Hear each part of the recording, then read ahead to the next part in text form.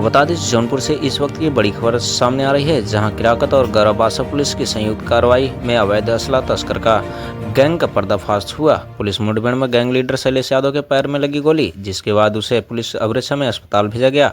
वहीं पीयूष यादव, करण यादव और एक बाल अपचारी को भी गिरफ्तार किया गया है। पुलिस के अनुसार चेकिंग के दौरान बदमाशों ने फायरिंग की, जिसके जवाब में कार्रवाई करते हुए चारों को दबोच लिया गया है। मौके से 3 देसी पिस्टल, 10 तमंचे, कारतूस, 2 मोटरसाइकिल, 3 और 3 मोबाइल फोन बरामद किए गए हैं। पुलिस आगे की कार्रवाई में जुटी हुई है। बने रहें भारत लाइव 24/7 के साथ। सर, असलाह पकड़ने का क्या पूरा मामला है, किस तरीके से सिंडिकेट चलाते हैं? देखिए, आज दिनांक 26/6/2026 सुबह लगभग 2:30 से 3 बजे हमारी संयुक्त टीम किराकत पुलिस और गौरा बादशाहपुर पुलिस की संयुक्त प्रयास से और एसओजी सर्वेलेंस की सहायता से एक मुठभेड़ हुई। मुठभेड़ में एक व्यक्ति घायल हो गया, इसका नाम शैलेश यादव है, और बाकी 3 व्यक्ति गिरफ्तार हुए हैं। इनके पास से हमें बरामद हुए हैं 3 32 बोर के पिस्टल और 10 315 बोर तमंचे और कुछ कारतूस भी। यह पूरी जो सफलता है, इसका श्रेय हमारी किराकत और गौरा बादशाहपुर एसओजी टीम को जाता है। यह हमें जब एक नॉर्मल चेकिंग हो रही थी गौरा बादशाहपुर में, तब 2 बाइक जिस पे 4 लोग सवार थे वो तेज़ी से जा रहे थे। जब उसको रोकने की कोशिश की गई तो उनके द्वारा पुलिस पे फायर किया गया। तभी गौरा बादशाहपुर पुलिस ने कंट्रोल रूम और किराकत को इसको अवगत कराया और किराकत पुलिस टीम और गौरा बादशाहपुर पुलिस टीम द्वारा दोनों बाइकों का घेराव किया गया। अपने आप को गिरते हुए देख इनके द्वारा पुलिस पे जान से मारने की नीयत से फायर किया गया। आत्मरक्षा हेतु जब हमारी पुलिस द्वारा भी फायर किया तो उसमें से एक व्यक्ति घायल हुआ, जिसके बाएं पैर पे चोट लगी, और बाकी 3 जो भागने की कोशिश कर रहे थे उनको गिरफ्तार किया।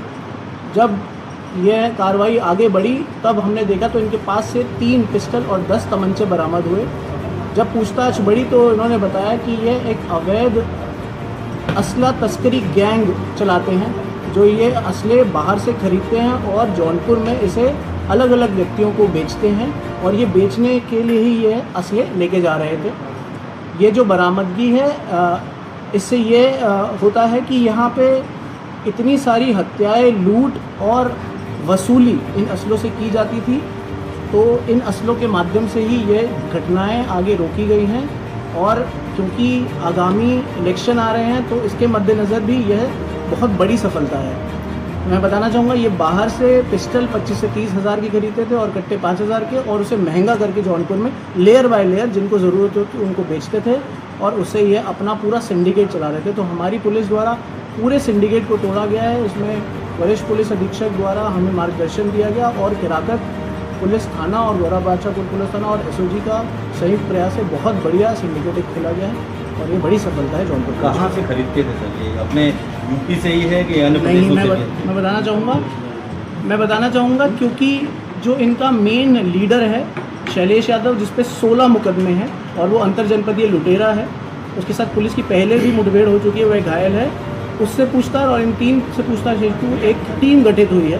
प्रारंभिक पूछताछ में हमें जो पता चला है कि यह पिस्टल ये मध्य प्रदेश से लेते थे, अभी और बताएंगे, और मध्य प्रदेश से यहाँ लाते थे, और जो तमंचे हैं ये बिहार से लाते थे, इतना पता चला है। अभी टीम जो गठित हुई है वो निकालेगी कि कौन ने देता था और ये कहाँ से एग्जैक्टली लाते थे, जो हमारी प्रारंभिक जांच में अभी ये पता चला है, और आगे विवेचना में और क्लियर होंगी चीज़ें। एमपी से यहाँ तक तमाम जिले पड़ते हैं, तमाम सुरक्षा घेरा को तोड़ते हुए यहाँ तक कैसे पहुँचते हैं? देखिए, क्या व्यवस्था है इनके पास यहाँ तक लाने की? देखिए, पिस्टल ऐसे नहीं है कि बहुत सारी पिस्टल एक साथ आती थी।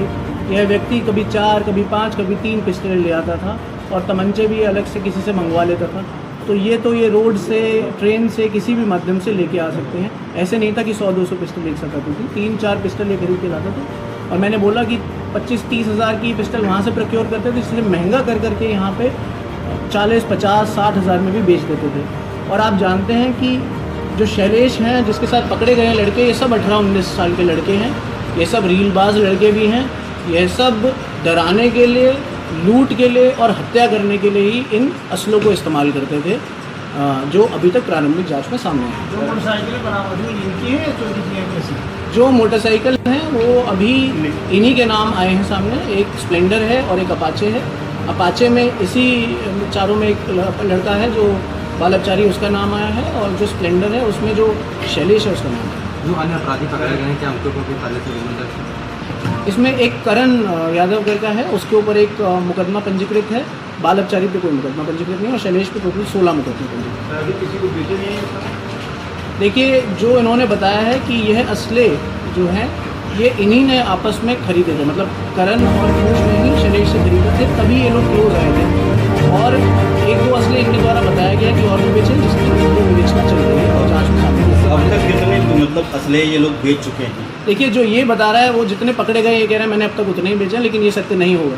तो उसके लिए मैंने बताया विवेचना चल रही है, क्योंकि वे घायल भी है तो हम पूछताछ इतने अच्छे से भी नहीं कर पाए। इससे पहले जब गाजीपुर मुठभेड़ हुई थी क्या ऐसे मामले में असला बरामद हुआ? नहीं, अभी गाजीपुर से इसका कोई लिंक नहीं है। मैं इतना बताना चाहूँगा कि यह जो हमारी एक जफराबाद की लूट हुई थी कुछ दिन पहले ही, उसमें ये सामने आया है कि वह अपराधी शैलेश से जुड़े थे असला लेने के लिए। वह मांग कर रहे थे कि आप तुम असला दो, तो शैलेश एक बड़ा असला तस्कर था जो बहुत लोगों को असला प्रोवाइड कर रहा था। पुलिस का जड़ तक पहुँच पाई है, कहाँ से ये मेड होता था या कहाँ से ये बनता था? देखिए, अभी क्योंकि ये कल रात में मतलब आज सुबह ही हुआ है, और इस पर तभी हमने गहनता से जांच के लिए एक टीम बनाई है। टीम का उद्देश्य ही यही है कि हम एंड तक जाएं और एंड तक समझें कि कहाँ मध्य प्रदेश, कहाँ बिहार से ये हो रहा है। और मैंने बताया जौनपुर में इसकी डिमांड बढ़ती रहती है, क्योंकि रीलबाजी और कोई लुटेरे ये सब जानते हैं, तो ये जब भी डिमांड करते हैं तो एक दूसरे को बेचते हैं, तो बढ़ा के रेट करते हैं 45-50 हज़ार। तो यहाँ तो अब ये है कि इन असलों से ये हुआ है कि लूट हत्या ये सब ज़रूर फ़र्क पड़ेगा। 13 से मान लीजिए